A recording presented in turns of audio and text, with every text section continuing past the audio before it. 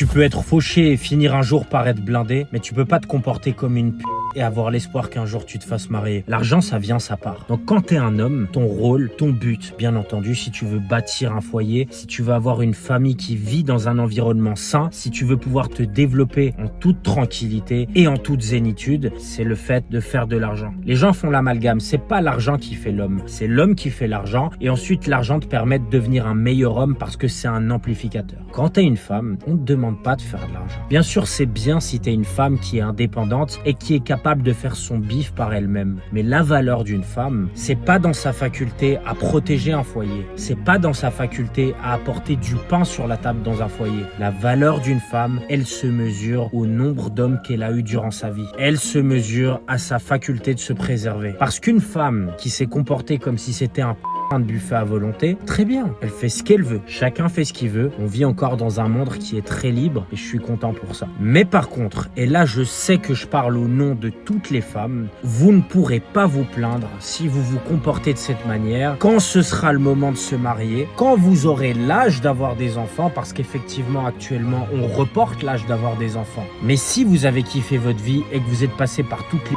de France, eh ben je suis navré, mais ce sera pas l'homme qui s'est battu pour avoir une meilleure vie qui vous mariera. Ce sera pas l'homme qui a tout sacrifié dans sa vie qui va se bouger le cul pour vous avoir, parce que cet homme-là, il a le choix. Il a le choix de choisir avec qui il va se marier. Il a le choix de prendre en compte ton body count. Et je te vois venir, c'est pas une question de manque de confiance en soi.